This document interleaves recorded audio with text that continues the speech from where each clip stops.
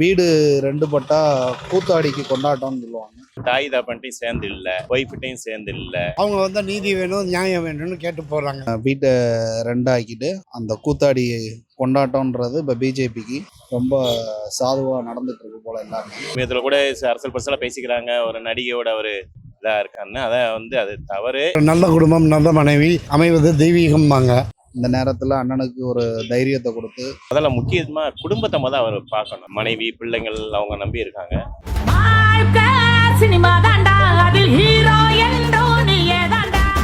சங்கீதா அவர்கள் திரு விஜய் அவர்கள்ட்ட டிவோர்ஸ் கேட்டு விவாகரத்து கேட்டு கோர்ட்டுக்கு போயிருக்காங்க. இதை பத்தி என்ன நினைக்கிறீங்க?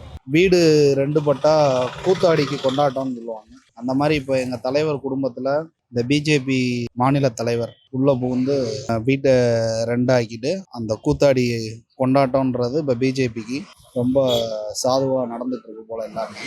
இந்த நேரத்தில் நம்ம டிவிக்கோட மக்கள் ஆதரவு கொடுக்குற எல்லா யங்ஸ்டர்ஸும் எல்லா மக்களுமே அண்ணனுக்கு உறுதுணையாக இருக்கணும்.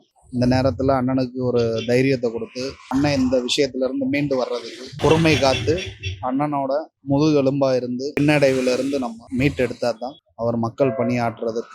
தேர்தல் நெருங்கிட்டு இருக்கு. இந்த மாதிரி அவதூறுகள் வரும்போது தொண்டர்கள் ஆவேசப்படாமல் அண்ணனுக்கு ஆதரவாக இருக்கணும்ன்றது தான் என்னுடைய கருத்து. அவர் பர்சனல் லைஃப்ல தன்னோட குடும்பத்தை முதல்ல பார்த்துக்கணும். அரசியல் லீடரா ஆயிட்டாரு, ஒரு கட்சிக்கு தலைவர் ஆயிட்டாரு. அவரோட ஒய்ஃப், பிள்ளைங்க இதோட சேர்ந்து அவர் இது பண்ண இப்ப தாய் தகப்பன்ட்டையும் சேர்ந்து இல்ல, ஒய்ஃப்ட்டையும் சேர்ந்து இல்ல.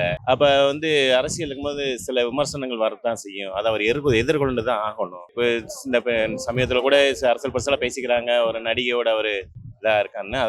அது தவறு. இருந்தாலும் அதெல்லாம் ஒரு அரசியல் கட்சி தலைவராக இருக்கிறத அதெல்லாம் அவர் அவாய்ட் பண்ணணும். முதல்ல முக்கியமா குடும்பத்தை அவர் பார்க்கணும். ஏன்னா மனைவி, பிள்ளைங்கள் அவங்க நம்பி இருக்காங்க. அவர் அதை நினைச்சு அதை பார்க்கணும். ரெண்டாவது இன்னும் அவர் ஸ்டாண்டர்டான ஒரு முடிவு எடுக்கணும். அதாவது முதல்ல நல்லா இருந்துட்டு அதுக்கப்புறம் மக்களுக்கு சேவை செய்யறத அவர் வளர்த்துக்கணும். அவர் நல்ல குடும்பம், நல்ல மனைவி அமைவது தெய்வீகம்பாங்க.